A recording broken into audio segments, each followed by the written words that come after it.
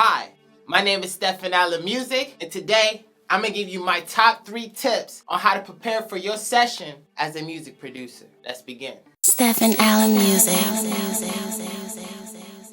Tip number 1 is the one that's overlooked the most, and I still to this day do not understand why people do not do this. Research who you are producing for that session, which means you should be listening to their whole entire catalog, or at least their last recent project that they have released. Now, if it's a brand new artist, somebody who has never released music before, always ask who their influences are, and you can go off of that alone. I've created a lot of records that way. A lot of new artists have been brought to me over the years, and I always have to ask the question, who are their influences are? And then you ask the question, who do they think they sound like? Then you get a really good picture of what type of production you can make, and what are the safe bets that you should go with. Always do your research. That means finding the tempos they like, finding what keys they like, what scales. It's a lot of different things. What textures, what type of sounds they normally tend to lean towards. Do they like synths more than organic? Do they like orchestral? It's a lot of different things. What genre they mainly do, what genres do they mash up to create a sound with? Things of that nature. Always do your research before even asking a session to see if you even want to work with this person. If this is something that is even in your skill set. Because some artists might be too diverse for some producers. Some might not be diverse enough, which is okay, because then you can try to push for experimentation. This is overlooked, and I don't know why to this day. And that will keep you very unsuccessful and unprepared. Do your research. Second tip of the day is always bring a catalog of beats with you. I was told this when I was a little younger. Always have beats on you at all times. Beats with hooks on it, beats with no hooks on it, fully structured out, ready to go to lace and track vocals on. No ideas. You should always have a full catalog with you at all times, fully structured out and everything. I understand that during the recording process, the structure of the song is going to change. Perfectly fine, but having the whole track laid out is better than an 8-bar loop. Nobody's going to record to an 8-bar loop. Then you're going to be sitting there looking at the engineer, hey man, loop this up, da-da-da. That should be done by you. You should have a clear vision of how you want the record to sound before an artist get on it. You should have that outline already.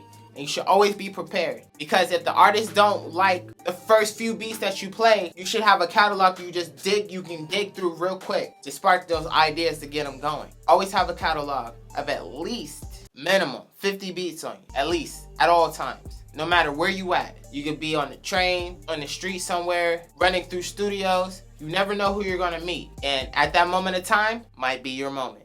Be prepared. My third tip for you is a good one, and one that will test your skill set. You must be prepared to always make a beat on the spot. You never know. You might bring a whole bunch of beats. Artists might have told you they want this type of sound, and you bring a batch. Start playing your beats, they not feeling nothing. What are you gonna do? Are you gonna close down the session, or are you gonna start cooking up? As a music producer, if you're charging clients, you should be able to perform on the spot. That's just hands down. There's no excuse for that, in my personal opinion. Even when I started, people were not liking my beats, but they would tell me what they're looking for.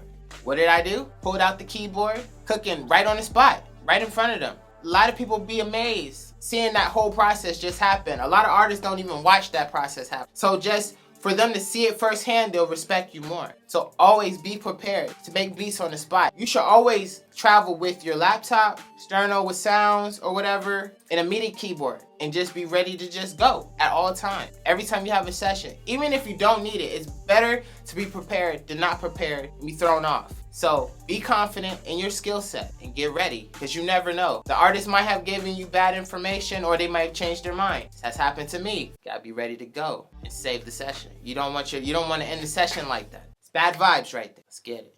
StephenAllen Music. I need to stop doing that, because I always gotta clip that out. What's good, y'all? So today we're in the key of D minor.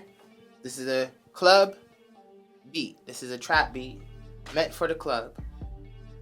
We're at 130 BPM. This beat is in double time, not my normal standard. So it's a little spaced out. Two verses, pre-chorus, We got a bridge in this one, and it ends with the chorus. You know, standard pop structure. That's the wave we're rocking. Both verses are 8 bars, so this one should be quick. 3-minute runtime. That's how I make my production. 3 minutes. I'm not doing nothing after that. Got to fit everything in 3 minutes. So we about to get started. Sour's already started writing, as you can see. So let's get it.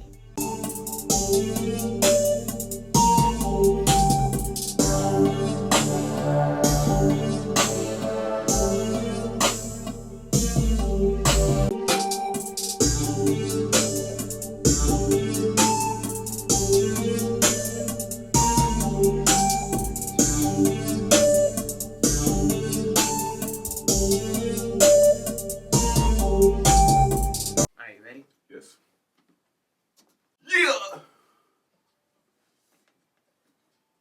Me don't play. 24/7. Wow! Woo! Me don't play. Me don't play. Me don't play. Me don't play. Ah, shit. Oh, damn. Me don't play. 24/7. Cry. Woo! Me don't play. Me don't play. Day. Me don't play. Me don't play. Cry. Just remember, I'm not dying with you, okay? I'm just letting you know that. I'm not dying with you at all. I do positive, inspirational music. Y'all see that? I don't know what he talking about. The hook is complete. It's a trap record, so we only had to do one track, just a lead track and some ad libs, and move on. You don't really need to do a lot for trap music at all. So yeah, and just when you're doing ad libs, don't get too carried away, please. It's annoying. It sounds horrible. It sounds horrible when the big artists do it. It sounds horrible when anybody else do it. Okay. But yeah, make sure your ad libs actually make sense. Not get carried away. Because if I'm mixing it, I'm taking them out. Just going to delete them. Just like But yeah, we're about to move on to the next section. We're going to start working on the verses. And then we'll work on the bridge. Yeah. StephenAllen Music.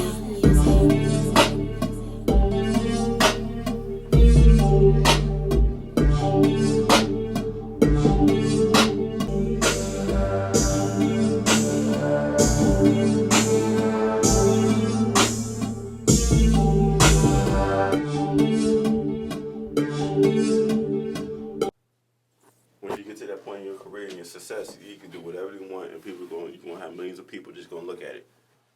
Like clickbait, really. It really is just clickbait. Alright, ready? Yeah. Beep, beep, beep. Time to get it. Man. Non-stop hustle. Yeah. It's our turn. Life.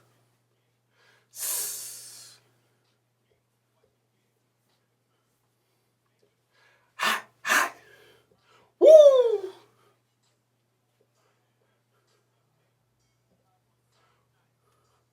What? Yeah. Rules.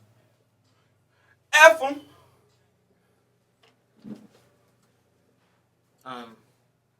Say all day at the end.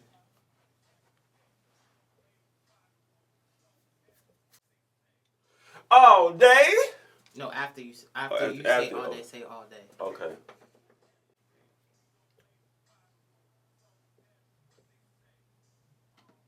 All day. That leads into your hook. Alright. I do that all the time. I always have an extra like in my ins and outs, I always have an extra bar at the end if I don't start my hook directly on the one. And I never start my hooks directly on the one. You started in 2 or 3, so it's like that's that. It's just a writing style for me. It just makes it easier for me to breathe. First verse is done. So now we're about to move on to the second verse. And then all we have to do after the second verse is the bridge. And then listen top to bottom, we out. Tip.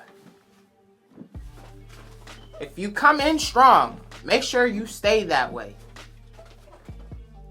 Unless the beat like descends, make sure if you come in strong, stay that way. Stay in character. Gotta stay in character. So when you're writing, always know how you want to come in and present yourself. Because especially if the verse is first and there's no hook first, how you come in matters a lot. Because if people don't like the way you come in and you're not coming in strong or with a message, they're going to turn it off in the first 10 seconds before you even get to your fourth bar. So always keep that in mind.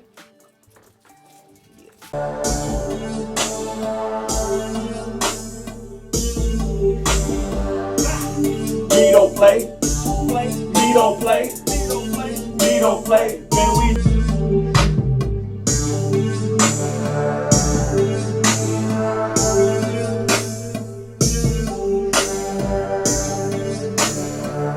Are you ready? Yes. Me don't play.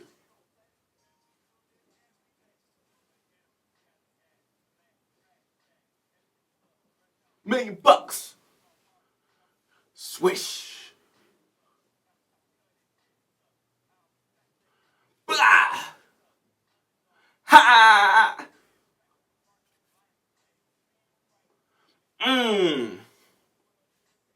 Yay. Woo. My life. Nah. What? Say I don't play. Say I don't fucking play. I don't play. Yeah, say I don't fucking play. Some told me he was gonna do that. After it. Say I don't play or just me don't play? No, I don't fucking play. I don't fucking play? Damn, okay, Like, all right. I don't fucking play. All right, got you. All right. You ready? Yeah. Play. Oh, my bad. You No, caught me. Sorry. no. Yeah, that's my fault. That's my fault right there. That's my fault. I didn't know how far you started me close. My bad. That's my bad. Super That's close. Yeah, my bad. Hot box in here, man. Close. No, for real. Some real shit. All right, I forgot who I was recording. Man. Got you. My bad. Go ahead. I don't fucking play. Thank you. I knew you was gonna miss it. Someone told me, I'm like, this nigga's not gonna hear this. I was right. I'm sorry. Overestimated.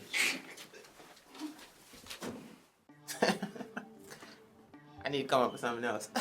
For real. That's getting annoying. Catchphrase, bro. For real. Yeah. Definitely got to think about that. I forgot a catchphrase. All right. Second verse is completed. So now the only thing left is the bridge. The bridge. And then we're gonna listen top to bottom, and we out. We're done for today, and I'll mix this tomorrow. So I have a tip. If you're the producer, it's your job to catch stuff that the artist missed. Like if they could have said something differently, say an ad-lib in a certain place to make this like a phrase or a sentence make more sense. You know, things like that. Like little changes or add-ons to the record while they're still recording. It's part of your job. You don't have to be quiet. I know in hip-hop, we don't really have real producers anymore like that. Like people just record whatever and take their money. I'm a little different. I want to produce the record whether I make the beat or not. If I'm recording you, if I hear something, I'm definitely saying something, even though that's not the engineer's job. But it's always good to help the session, add value, help the session. It's always good to do that. whether you get your credit for it or not. You want the best results possible, no matter who idea it is in the room at the time. I know people like to get their little credit and have their little ego and all of that. Me, I do not care. I have written full records for other people and got no credit for it or paid for it, but do it for the experience. You know, they know. They know. That's all that matters. All right, you ready? Yeah. This is gonna be hilarious. Money. Yeah, yeah. Money. Yeah, yeah, yeah. All right, I need another one though.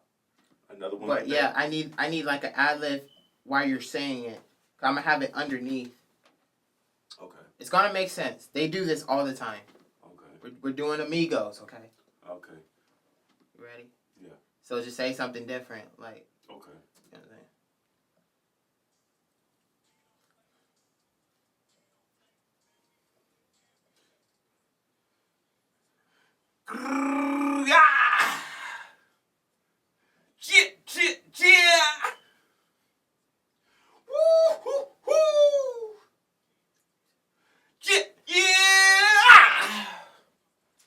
Yeah, that's gonna sound cool.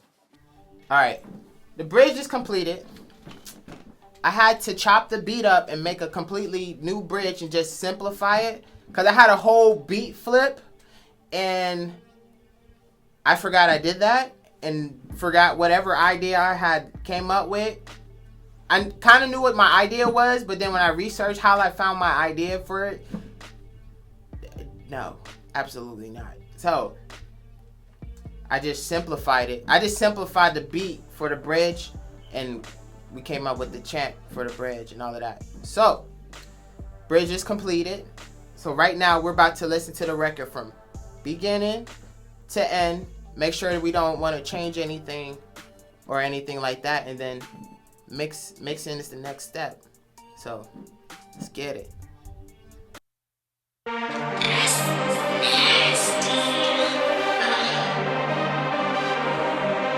Yeah.